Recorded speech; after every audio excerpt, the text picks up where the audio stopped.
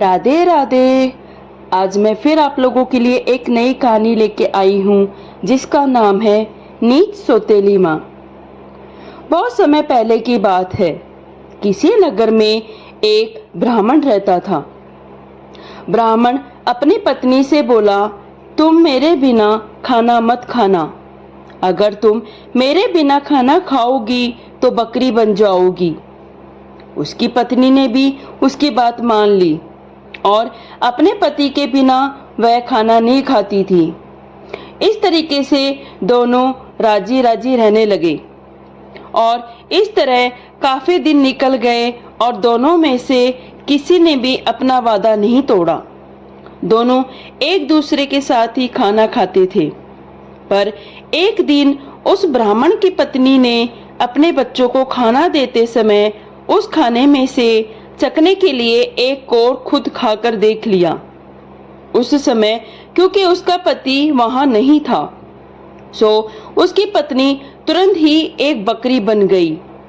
जब वह ब्राह्मण घर आया तो उसने देखा कि एक बकरी उसके घर के चारों तरफ घूम रही है। ये देखकर वह बहुत दुखी हुआ, क्योंकि वह तुरंत ही जान गया कि वह बकरी कोई और नहीं बल्कि उसकी अपनी प्यारी पत्नी थी। उसने उसको अपने घर के आंगन में बांध दिया और उसकी बड़ी सावधानी से सेवा करने लगा। कुछ साल बाद उसने दूसरी शादी कर ली, पर उसकी दूसरी पत्नी उसकी पहली पत्नी के बच्चों के साथ बिल्कुल भी अच्छा व्यवहार नहीं करती थी। वह तो उनको खाना भी बहुत कम देती थी। वे बच्चे बेचारे बहुत परेशान रहते थे। उनकी बकरी माँ उनकी शिकायतों को सुनती रहती, पर वह बेचारी भी कुछ नहीं कर सकती थी। उन बच्चों की माँ ने यह भी देखा कि उसके बच्चे दुबले होते जा रहे हैं। इसलिए एक दिन उसने अपने बच्चों में से एक बच्चे को अपने पास बुलाया और उससे दूसरे को भी यह बात चुपचाप बताने के लिए कहा। जब भी उनको भूख लगे तो वह एक डंडी से उसके सींगों को मारे। ऐसा करने से उसके सींगों में से कुछ खाना निकल आएगा जिसे वे खा सकते हैं। बच्चों ने ऐसा ही किया। अब जब भी उनको भूख लगती तो वे अपनी बकरी माँ के सींगों में डंडी मारते। इससे उनमें से कुछ खाना निकल आता और वे उसको खाकर अपना पेट भर लेते। इससे धीरे धीरे उनकी तंदुरुस्ती अच्छी होने लगी। पर यह बात तो उस सौतेली माँ की उम्मीदों के खिलाफ हो रहा था। उसके सौतेले बच्चे तो बजाय दुबले होने के और ज्यादा तंदुरुस्त होते जा रहे थे, जबकि वह खुद उनको बहुत कम खाना देती थी। वह उनको इतना तंदुरुस्त देखकर बहुत ही ताज्जुब में पड़ गई कि ये सब कैसे हो रहा है। कुछ समय बाद उस ब्राह्मण की दूसरी पत्नी ने एक आंख वाली बेटी को जन्म दिया। वह अपनी उस कानी बेटी को बहुत प्यार करती थी और उसकी किसी भी जरूरत को तुरंत ही पूरा करने को तैयार रहती थी, जिसको वह समझती थी कि वह उससे चाहिए। कुछ दिनों बाद जब वह लड़की काफी बड़ी हो गई, चलने फिरने लगी, बोलने चालने लगी, अच्छी तरह बात करने लगी, तो उसकी माँ उसको दूसरों बच्चों के साथ बाहर खेलने के लिए भेजने लगी। उसने उसको ये भी कहा कि वह अपने बड़े भाई बहनों पर निगाह रखे कि वे कब और कैसे खाते पीते हैं। लड़की ने कहा, ठीक है। वह लड़की उनके साथ सारे दिन रही और उसने वह सब कुछ देखा जो उनके साथ हुआ। ये सुनकर कि बकरी उसके सौतेले बच्चों को खाना दे रही थी, वह दूसरी पत्नी बहुत गुस्सा हुई। उसने तय कर लिया कि वह उस बकरी को जल्दी से जल्दी मरवा देगी। एक दिन उसने बहाना किया कि वह बहुत बीमार है और अपने इलाज के लिए एक हकीम को बुलवाया। उसने उस हकीम को रिश्वत दी और कहा कि वह उसके लिए दवा के तौर पर बकरी का मांस खाने के लिए बताए। उस हकीम ने ऐसा ही किया। ब्राह्मण अपनी पत्नी की बीमारी के लिए बहुत चिंतित था और हालांकि वह बकरी को बिल्कुल मारना नहीं चाहता था, फिर भी वह अपनी दूसरी पत्नी को ठीक करने के लिए उस बकरी को मारने के लिए तैयार हो गया। पर यह सुनकर उसकी पहली पत्नी के छोटे छोटे बच्चे बहुत रोए।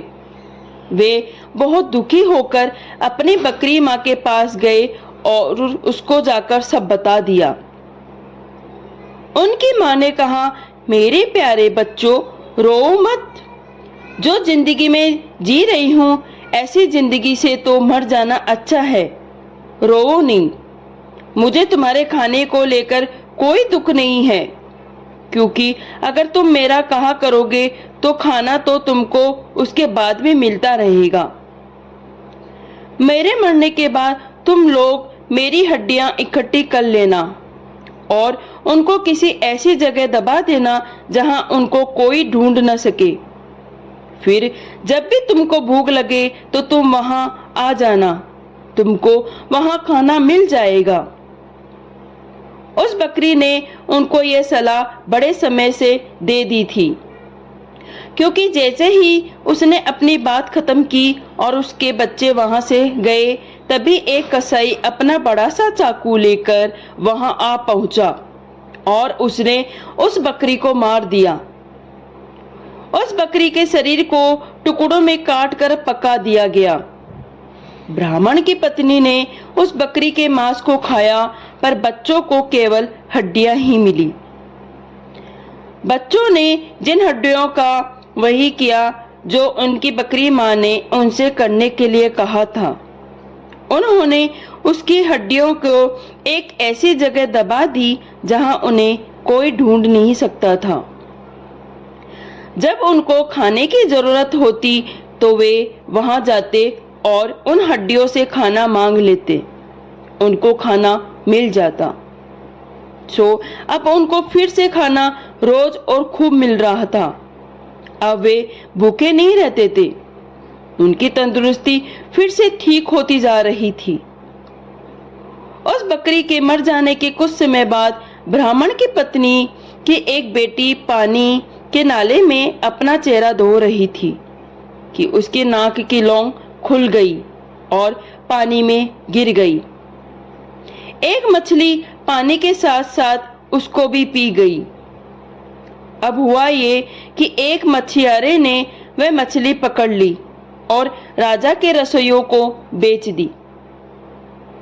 रसोइयों ने जब उस मछली को पकाने के लिए काटा तो उसको ये देखकर बड़ा आश्चर्य हुआ कि उसके अंदर तो नाक की एक लौंग थी। वह उसको लेकर राजा के पास गया तो राजा को भी उसमें रुचि हो गई। राजा ने अपने राज्य में ये मुनादी पिटवा दी कि जिस किसी की भी नाक की लौंग खो गई हो वह उसको राजा से आकर ले जाए। कुछ ही दिनों में उस लड़की का भाई राजा के पास आया और बोला कि वह नाक की लौंग उसकी बहन की थी। उसकी ये नाक की लौंग उसका चेहरा धोते समय नाले में गिर पड़ी थी। राजा ने उस लड़की को बुलवाया तो वह उसकी सुंदरता और अच्छा व्यवहार देखकर इतना प्रभावित हुआ कि उसने उससे शादी कर ली और उसके परिवार की भी खूब सहायता की। ऐसे वे लोग राजी खुशी रहने लगे। राधे राधे। तो कैसी लगी कहानी कमेंट जरूर करें, और अगर आपको कहानी अच्छी लगी तो प्लीज़ लाइक ज़रूर करें और चैनल को सब्सक्राइब करें। धन्यवाद।